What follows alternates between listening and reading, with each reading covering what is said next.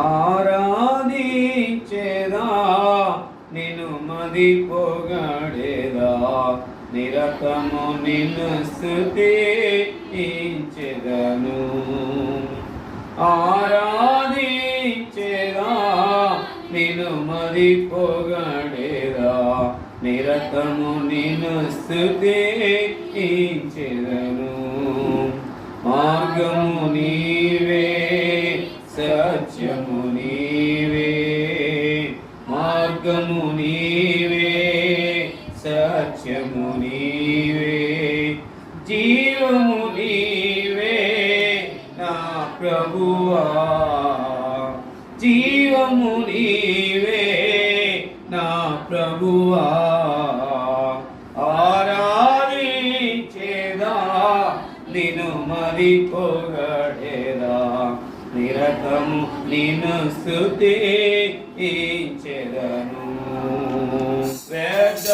వ్యర్థపరచితిని నా సర్వమును స్వార్థముతో జీవించితిని,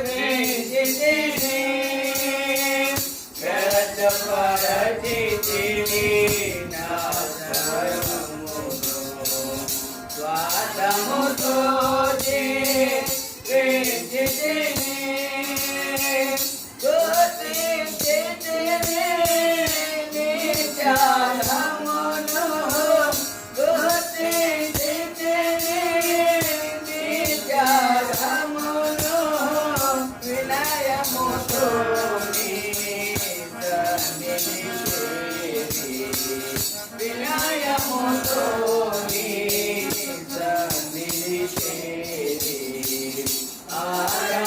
ఆరాధించెదా నిన్ను మరి పొగడేదా నిరతము నిన్ను స్తుతించెదను. ఆరాధించెదా నిన్ను మరి పొగడేదా నిరతము నిన్ను స్తుతించెదను. ఎంతలో పరిశుద్ధులు ఘనదూతలు నీ సన్నిధిలో నిలచినారు, ఎంతలో పరిశుద్ధులు ఘనదూతలు నీ సన్నిధిలో నిలచినారు.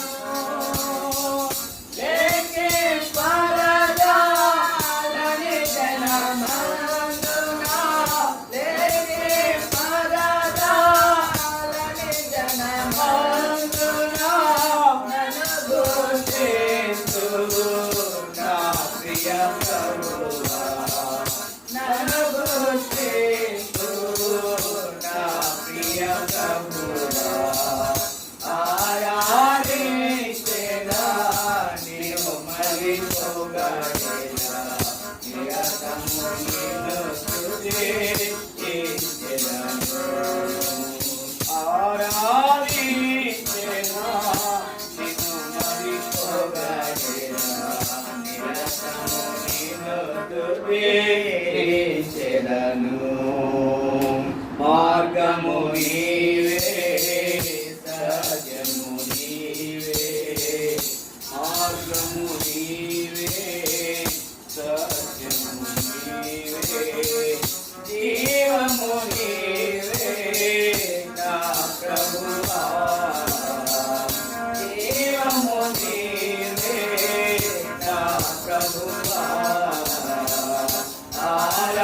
ఆరాధించెదా నిన్ను మరి పొగడేదా నిరతము నిన్ను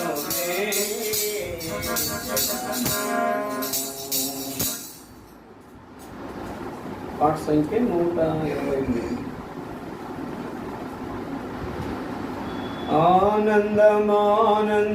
ఆనందమానందమానందమే ఆనందమానందమే ఆనంద ఆనందమానందమే ఆనంద ఆనందమే నా ప్రియ యేసు గొప్ప రక్షణ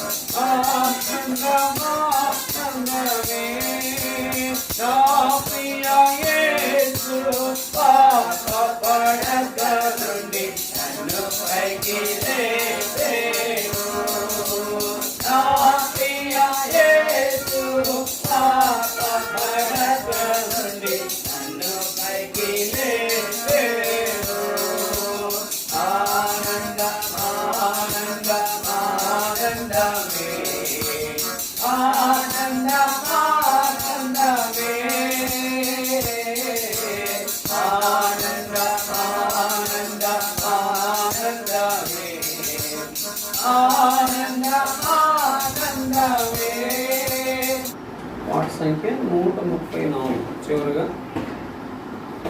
పాఠ సంఖ్య 134. మరో పాఠ పుస్తకంలో 132. చివరిగా 134, 132. మహాగణుడు మహోన్నతుడు పరిశుద్ధుడు నిత్య నివాసి మహాగణుడు మహోన్నతుడు పరిశుద్ధుడు నిత్య నివాసి మహామధ్యము పునరుద్ధరణము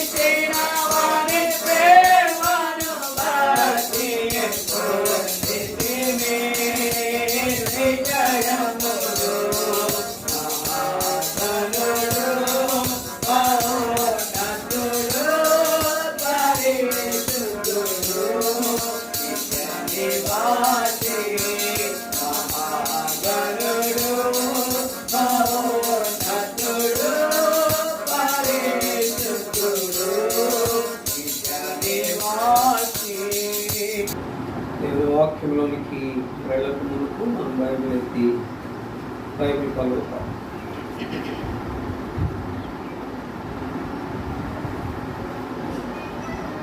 అశ్రేష్టం గ్రంథములో ఎచ్చోట చూచిన ఆదరణయున్నది సుఖాలు కాములు వాగ్దానమున్నది విశ్వాసము ధ్యానించుడి విశ్వాసము ధ్యానించుడి.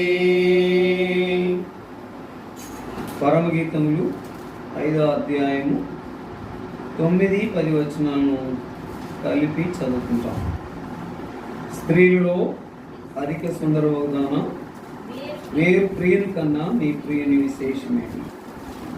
నీవు మా చేత ప్రమాణము చేయించుకొనుటకు వేరు ప్రియుని కన్నా నీ ప్రియుని విశేషమేమి. నా ప్రియుడు ధవళవర్ణుడు, రత్నవర్ణుడు, 10,000 మంది పురుషుల్లో అతన్ని గుర్తించవచ్చు. అపోస్తుల కార్యము 3వ అధ్యాయము 5వ వచనం నుండి 10వ వచనం వరకు ఉత్తర ప్రత్యుత్తరంగా చదువుకుంటాం. క్రొత్త నిబంధన నుండి పేజ్ నంబర్ 105.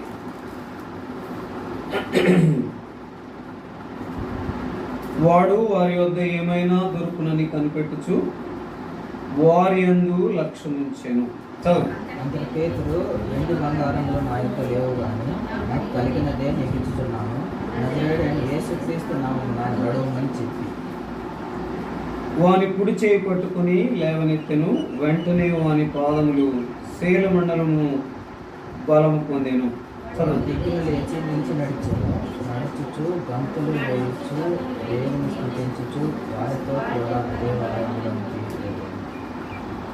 వాడు నడుచుచు దేవుని స్తుతించుట ప్రజలందరూ చూచి. చదువు. శృంగారమును దేవాలయపు ద్వారము వద్ద భిక్షము కొరకు కూర్చుండిన వాడు వీడే అని గుర్తెరిగి వానికి జరిగిన దానిని చూచి విస్మయంతో వెళ్ళి పరవశులైంది. అందరం కలిసి చూద్దాం. 10వ వచనం. శృంగారమును దేవాలయపు ద్వారము వద్ద భిక్షము కొరకు కూర్చుండిన వాడు వీడే అని గుర్తెరిగిరి వానికి జరిగిందని చూచి విస్మయంతో నిండి పరవశులైరి. ప్రభు సహాయం కొరకై ప్రార్థన చేశాం. పరమగీతములు 5వ అధ్యాయము 9-10 వచనాలు మనం చదువుకుంటూ వచ్చినాం.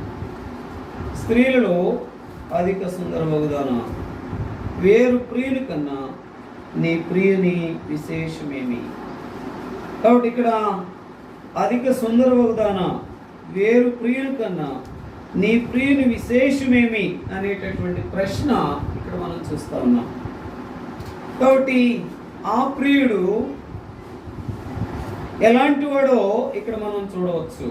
అయితే నీవు మా చేత ప్రమాణము చేయించుకొనుటకు వేరు ప్రియుని కన్నా నీ ప్రియుని విశేషమేమి, నీ ప్రియుని విశేషమేమి, వేరు ప్రియుని కన్నా నీ ప్రియుని విశేషమేమి అని అంటే వెంటనే ఆ ప్రియుల విశేషం చెప్తా ఉంది. నా ప్రియుడు ఎలాంటి వాడు? ధవళవర్ణుడు, రత్నవర్ణుడు, 10,000 మంది పురుషులలో అతన్ని గుర్తించవచ్చును. ఈ యొక్క మాట ఉదయకాల సమయంలో ఇలాంటి రత్నవర్ణుడు, ఈ యొక్క సంగమనే వధువుకి ఆ ప్రియ భర్తలో ఉన్న విశేషం ఏంటంటే ఆయన ఎలాంటి వాడు? ధవళవర్ణుడు, రత్నవర్ణుడు, 10,000 మంది పురుషుల్లో అతన్ని గుర్తించవచ్చు. కాబట్టి ఈ యొక్క అనుభవం ఆ యొక్క ప్రియురాలు చెప్తా ఉంది. ఈ ప్రియురాలు ఎవరు అంటే సంఘము. ఈ సంఘము ఈ రీతిగా ఆ ప్రియుని గురించి చెప్పాలి అంటే సంఘము అనేది ఎలాగుండాలంటే ఎంతో పరిశుద్ధముగా, ఎంతో ప్రత్యేకముగా ఉండినటువంటి విధానము కనబడాలి. అయితే ఈ సంఘము, ఈ వధువు, ఈ ప్రియురాలు ఆ ప్రియుల్లో ఉన్నటువంటి విశేషాన్ని చెప్పే అనుభవం ఇక్కడ మనం చూస్తా ఉన్నాం. ఈ ఉదయకాల సమయంలో దేవుడు నాకు ఇచ్చిన తలంపు ఏంటంటే ప్రియురాలుగా మనము సంఘముగా ఉన్నాం. ఆ ప్రియునికి ఆ ప్రియుని యొక్క విశేషం చెప్పాలి.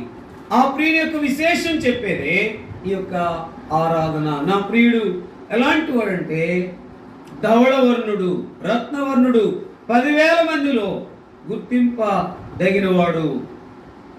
ఆయన గుర్తించగలదగిన ఆ యొక్క ప్రత్యేకంగా ఉన్నటువంటి పరిశుద్ధుడైన దేవుడు ఈ లోకానికి అరుదించి నీకు నాకు ఏమిచ్చినాడు, ఏం చేసినాడు, ఎందుకని ఆరాధించాలి అంటే ఈ యొక్క ప్రియురాలు, ఈ సంఘము, నీవు నేను ఆయన్ని ఎందుకని ఆరాధించాలంటే ఆ ప్రియ వరుణ్ణి, ఆ ప్రియమైనటువంటి భర్తని ఏ రీతిగా ఆరాధించాలి, ఎందుకు ఆరాధించాలి అంటే ఆయనను ఆత్మతో సత్యముతో ఆరాధించాలి. ఆయన ధవళవర్ణుడు, రత్నవర్ణుడు 10,000 మందిలో అతన్ని గుర్తించవచ్చుననేటటువంటి అనుభవం కలిగిన వాడు.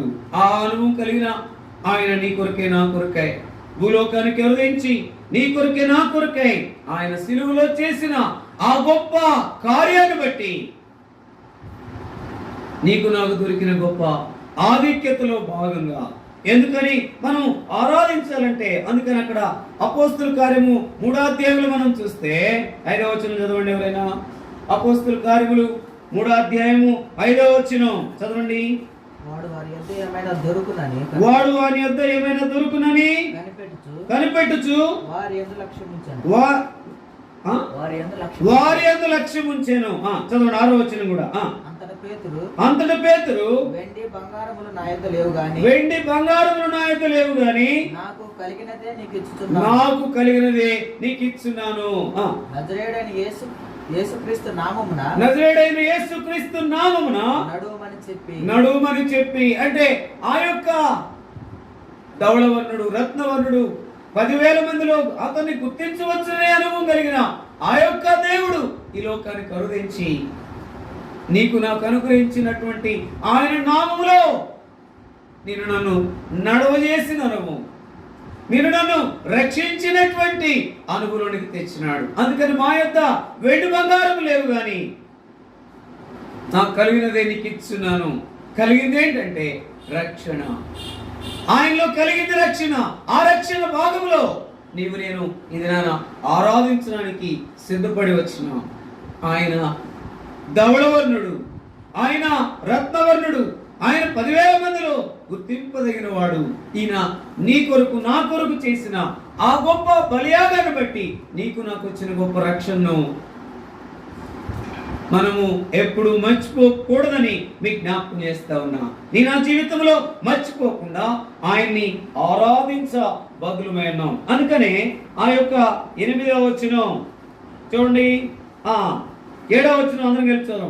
వాని కుడి చేయి పట్టుకుని లేవనెత్తెను, వెంటనే వాని పాదములు శీలమండలమును బలము పొందెను. వాడు దిగ్గును లేచి నిలిచి నడిచెను. నడుచుచు గంతులు వేయచ్చు దేవుని స్తుతించుచు వారితో కూడా దేవాలయంలోనికి వెళ్ళాను. కాబట్టి నజరేయుడైన యేసు నామమనే దాంట్లో నిన్ను నన్ను ఏం చేశాడంటే నడవ చేశాడు. ఒకప్పుడు నీవు నేను కూడా ఆ యొక్క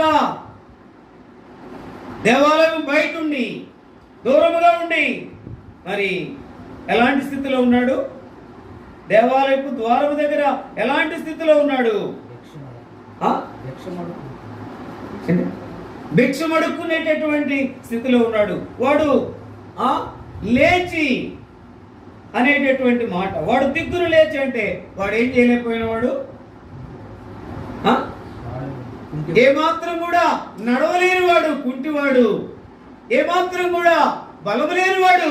ఇలాంటి స్థితి కలిగినప్పుడు నజరేయుడైన యేసు నామములో తనకు దొరికిన ఆ గొప్ప స్వస్థత, తనకు దొరికిన గొప్ప ఆ యొక్క బలము, తనకు దొరికిన గొప్ప ఆనందము, తనకు దొరికిన గొప్ప ఆధిక్యతలో భాగంగా నీవు నేను ఇది ఆరాధించడానికి ఈ రీతిగా చేయబడుతూ వచ్చాం. ఒకప్పుడు పాపం అనే కుంటితనంలో ఉన్న నేను నన్ను జ్ఞాపకం చేసుకున్నాడు. దేవాలయం బయట ఉన్న నేను నన్ను జ్ఞాపకం చేసుకున్నాడు. ఆ యొక్క ధవళవర్ణుడు రత్నవర్ణుడు 10,000 మందిలో అతను గుర్తించవచ్చిన అనుభవం కలిగిన వాడు ఈ లోకానికి కరుదించి నీకు నాకు అనుగ్రహించిన గొప్ప రక్షణ భాగ్యాన్ని మర్చిపోకుండా మనం తలపోసుకుని ఆరాధించ బదులుమైన. అందుకనే వాడు దిగ్గును లేచి నిలిచి నడిచెను. నడుచుచు గంతులు వేయచ్చు దేవుని స్తుతించుచు వారితో కూడా దేవాలయంలోనికి వెళ్ళను. అంటే ఈ అనుభవం పొందిన నీ నా జీవితంలో ఏం చేయాలంట? నడుచుచు గంతులు వేయచ్చు స్తుతించుచు అనే అనుభవంలో ఖచ్చితంగా ఉండి తీరాలి. అంటే ఆ ధవళవర్ణుణ్ణి, ఆ రత్నవర్ణుణ్ణి, ఆ 10,000 మందిలో గుర్తింపదగిన ఆయనని నువ్వు మర్చిపోకుండా, ఆయన నీ కొరకు నా కొరకు ఏం చేశాడో అది జ్ఞాపకం చేసుకుని చేసేదే ఆరాధన. అందుకొరకే నన్ను ఇంతగా ప్రేమించావు, నన్ను ఇంతగా జ్ఞాపకం చేసుకున్నావు. చూడండి ఒక మాట, మన యొక్క జీవితంలో జ్ఞాపకం చేసుకుంటే ఆయన మనను ఏం చేసినాడు? అందుకని ఈ మాట నాకు చాలా ఆశ్చర్యం అనిపించింది. చూడండి ఒక మాట, పేతురు రాసిన మొదటి పత్రిక 2వ అధ్యాయము 9వ వచనం. పేతురు రాసిన మొదటి పత్రిక 2వ అధ్యాయం 9వ వచనం ఒక మాట చదవండి. అయితే మీరు చీకట్లో నుండి ఆశ్చర్యకరమైన తన వెలుగులోనికి మిమ్మల్ని పిలిచిన వాని గుణాశ్చయమును ప్రచురము చేయ నిమిత్తము ఏర్పరచబడిన వంశమును, రాజులైన యాజక సమూహమును, పరిశుద్ధ జనమును, దేవుని సొత్తైన ప్రజలై ఉన్నారు. ఎక్కడి నుండి ఎక్కడికి వచ్చాము? నిజంగా ఎంతో భయంకరమైన స్థితిలో, ఎంతో కుంటితనములో, ఎంతో బలమైన స్థితిలో, ఎంతో బయట ఉండే స్థితిలో ఆ ధవళవర్ణుడి దగ్గరికి, ఆ రత్నవర్ణుడి దగ్గరికి, 10,000 మందిలో గుర్తింపదగిన ఆయన దగ్గరికి రాగలుగుతూ వచ్చాం. ఆయన నామములో ప్రభు అయిన యేసు క్రీస్తు ఈ లోకానికి అనుగ్రహించడం వలన. అందుకని ఆయన ఆ మాటలో మనం జ్ఞాపకం చేసుకుంటే ఎక్కడుంది? యేసుక్రీస్తు అందరికీ ప్రభు అనే మాట ఎక్కడుంది? ఆయన అపోస్తలుల కార్యములు 10వ అధ్యాయం 36వ వచనం. యేసుక్రీస్తు అందరికీ ప్రభు. ఆ ప్రభులో నీకు మనం రాగలుగుతూ వచ్చాం. ఆయన నామములో నీకు నాకు దొరికిన ఆ గొప్ప ఆశ్చర్యకరమైన వెలుగులోనికి మనం వచ్చాం. మనం ఏం చేయబడుతూ వచ్చామంట? 4 అంతల అనుభవానికి తీసుకురాబడుతూ వచ్చాం. ఆ 4 అంతల అనుభవం దగ్గరగా చదవండి ఒక మాట. ఏర్పరచబడిన వంశంలోనికి వచ్చాం. ఆయన వల్ల ఏర్పరచుకున్నాడు, అందుకొరకై ఆరాధించాం. రెండోది, రాజులైన యాజక సమూహంగా చేయబడుతూ వచ్చాం, అందుకని ఆరాధించు. తర్వాత పరిశుద్ధ జనముగా చేయబడుతూ వచ్చాం, తర్వాత అందుకని ఆరాధించు. తర్వాత దేవుని సొత్తైన ప్రజలముగా చేయబడుతూ వచ్చాం. ఎంత గొప్ప ఆధిక్యత ఇది! ఆశ్చర్యం! మనల్ని జ్ఞాపకం చేసుకుని ఆ ధవళవర్ణుడు, ఆ రత్నవర్ణుడు, 10,000 మందిలో గుర్తింపదగిన ఆయన నీ కొరకే నా కొరకు చేసిన ఆ గొప్ప బలియాగం, ఆ గొప్ప ప్రేమ, ఆ గొప్ప ఆశ్చర్యకరమైన వెలుగులోనికి నీడను తెచ్చినందుకు ఆరాధించ బద్దులమైంటున్నాం. ఆశ్చర్యకరమైన వెలుగులోనికి మనం రాగలుగుతూ వచ్చాం. ఈ 4 విషయాలు మర్చిపోవద్దు, గుర్తుపెట్టుకోబట్టి ఏంటంట? ఏర్పరచబడిన జనము, వంశము, వంశము, తర్వాత రాజులైన యాజక సమూహము, తర్వాత పరిశుద్ధ జనము, తర్వాత దేవుని సొత్తైన ప్రజలు. ఎవరమంట మనం? ఆయన సొత్తు. అబ్బా, నీవు నీ సొత్తు కాదు. ఏంటది? విలువ పెట్టి కొనబడిన వారు. కాబట్టి నీవు నీ సొత్తు కాదు, విలువ పెట్టి కొన్నాను, నా సొత్తుగా చేసుకున్నాను. ఆ సొత్తంతా, ఆ రక్తం అంతా కాచి నేను నన్ను కొన్నాడు. అందుకని గత వారం మనం చూస్తూ వచ్చాం, అంత ముందు అనుకుంటా. ఏంటి మనల్ని ఏం చేశాడు? విలువైన ముత్యముగా మనం చేసినాడు. ముత్యం ఎట్లా ఉంటుందంటే చాలా తెల్లగా ఉంటుంది, పరిశుద్ధంగా చేశాడు. ఆ యొక్క అందుకని ఆ భయంకరమైన స్థితిలో నుండి బయటకు తీసుకొచ్చినాడు. ఇది మర్చిపోవద్దు. ఆశ్చర్యకరమైన వెలుగులోనికి నేను తీసుకురాబడుతూ వచ్చాను. అందుకని గత విజ్ఞాపనలో చూస్తూ వచ్చావు ఏ మాట? అందుకని వచ్చిన వారంగా మనం ఏం చేయాలంటే ఆయనలో మనం ఏం చేయాలా? మనం 4 మాటలు మనం చూస్తూ వచ్చాం గత రాత్రి. ఆయనలో మనం ఏం చేయాలా? నడవాలా. దాని తర్వాత ఆయనలో ఏం చేయాలా? ఆరాధించాలా. ఆయనలో ఏం చేయాలా?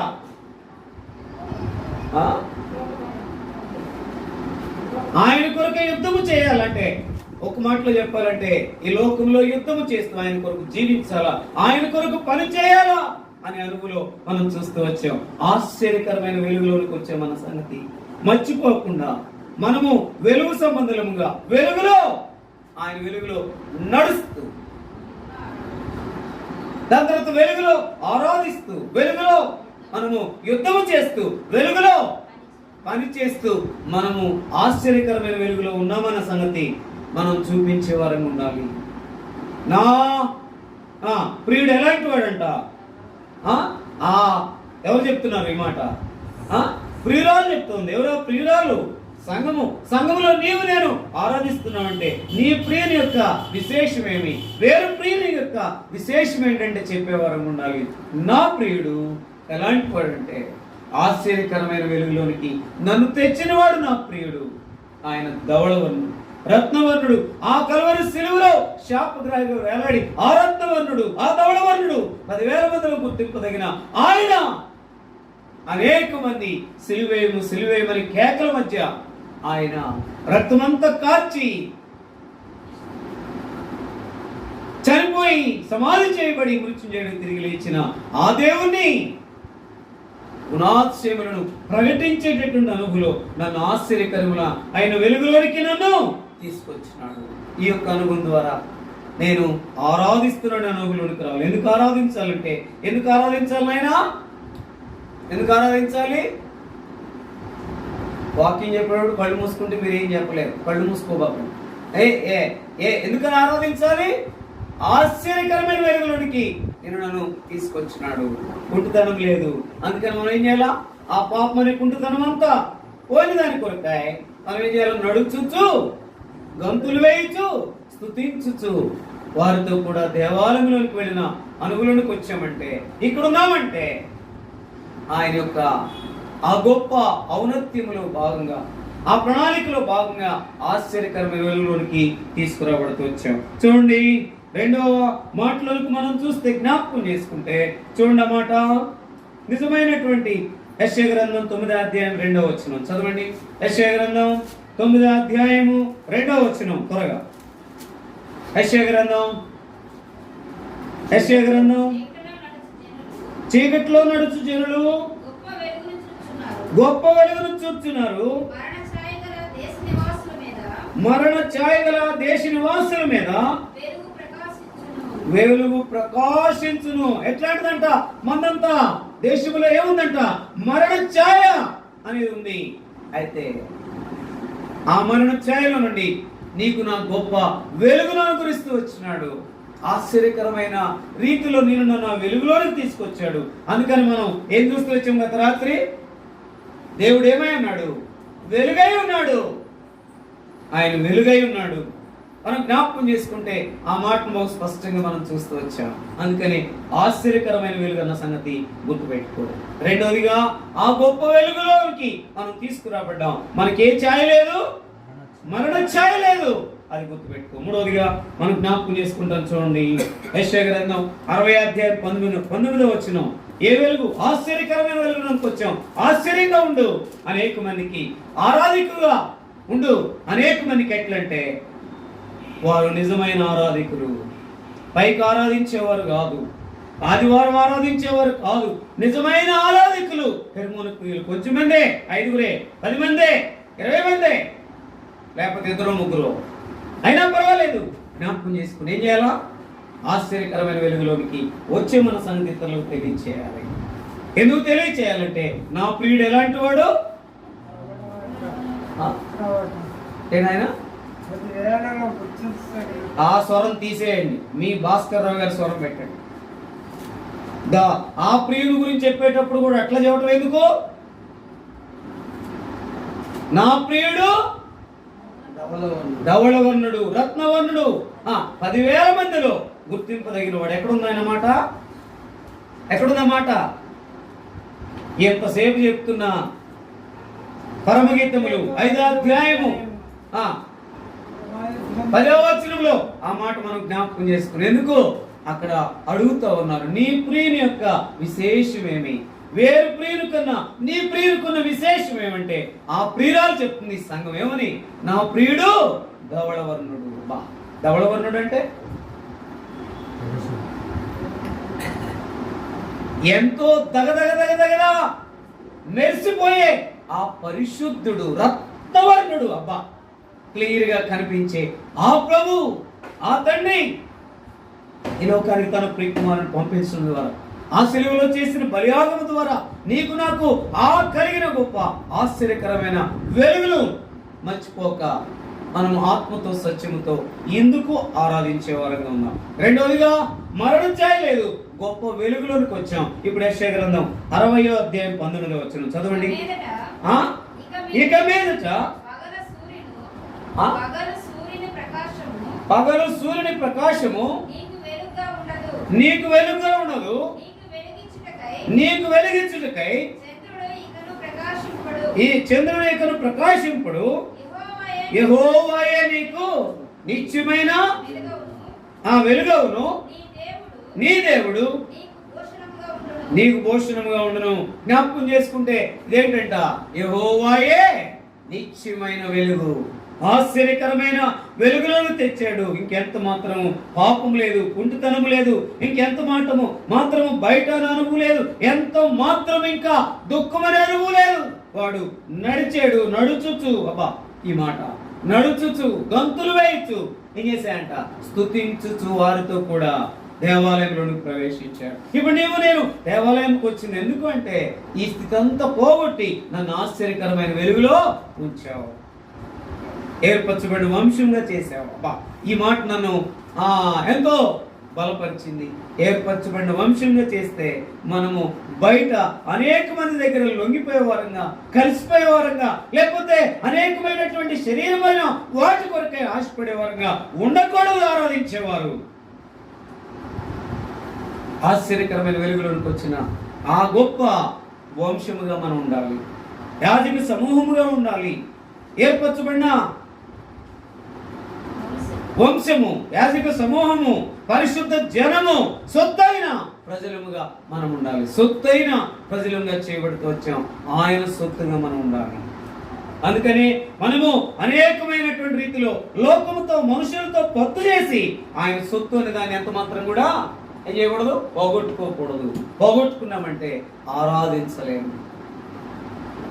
పిల్లరా, జ్ఞాపకం చేసుకుంటే ఈ అనుభవం ఏంటంటే ఆశ్చర్యకరమైన వెలుగు. రెండోది మరణ ఛాయ లేదు, గొప్ప వెలుగు. మూడోది సూర్యుడు చంద్రుడికి నీ మీద ఏం చేయాలంట, ప్రకాశించరు. ఆయన నిత్యమైన వెలుగుగా ఉంటాడు. ఎందుకంటే ఆయన వెలుగైనటువంటి వాడు, ఆయన వెలుగైన ఉన్నాడు, లోకమునకు వెలుగై ఉన్నాడు ఆయన. అందుకనే ఆ వెలుగులోకి నిన్ను తెచ్చినందుకై, చీకటంతా పోగొట్టినందుకై, నిజమైనటువంటి అనుకూలం ఉంచినందుకై ఆశ్చర్యకరమైన వెలుగు, గొప్ప వెలుగు, నిత్యమైన వెలుగులోనికి మనం రాగలిగి ఆయనను ఆత్మతో సత్యముతో ఆరాధించవద్దులమైన. చూడండి ఒక మాట మనం జ్ఞాపకం చేసుకుంటే, కీర్తనలు 56 అధ్యాయం 12వ వచనం.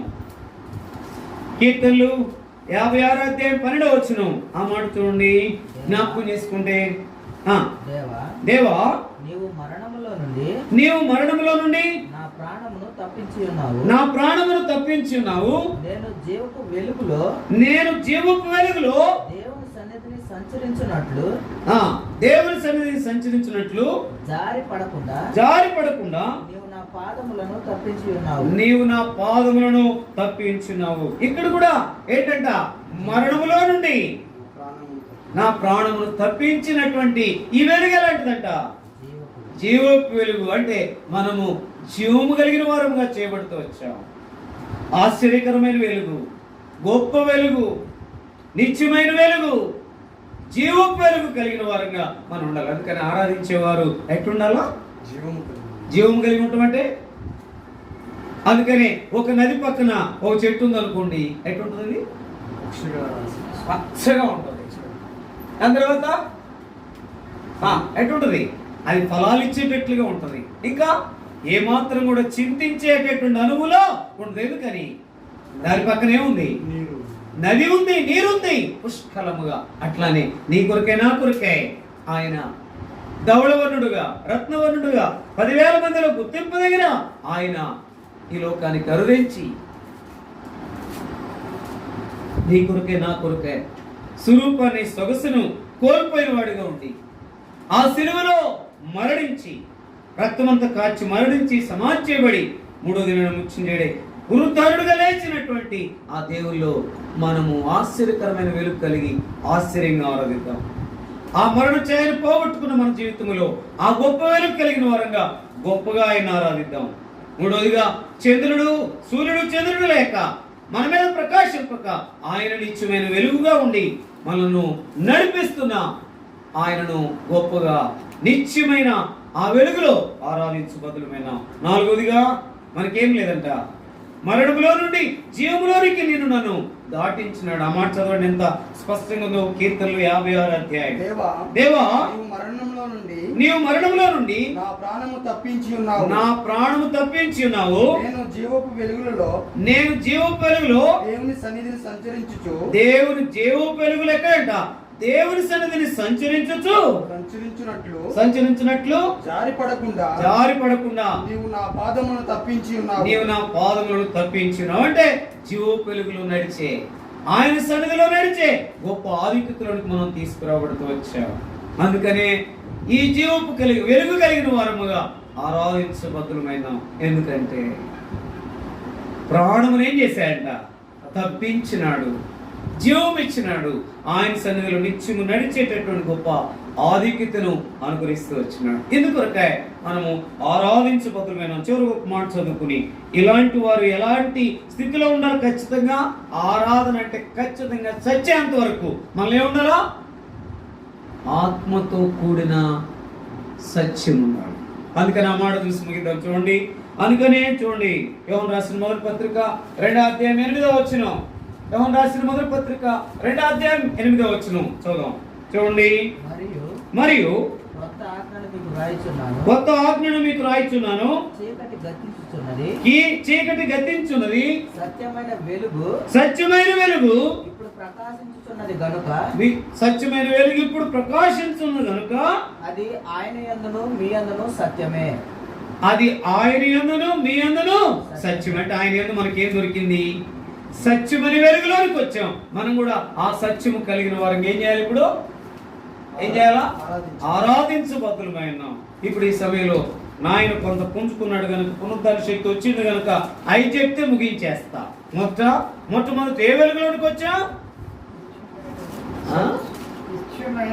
నిత్యమైన వెలుగులోనికి వచ్చాం. మొట్టమొదటి ఆశ్చర్యకరమైన వెలుగులోనికి వచ్చాం. అందుకొరకై ఆరాధించాలి. మన యొక్క జీవితంలో జ్ఞాపకం చేసి గొప్ప వెలుగులోనికి వచ్చాం. దాని తర్వాత ఏ వెలుగులోనికి వచ్చాం?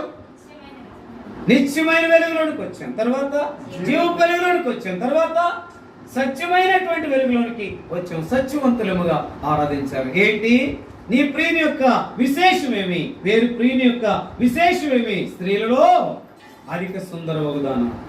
నీ ప్రియుని యొక్క విశేషమేమి?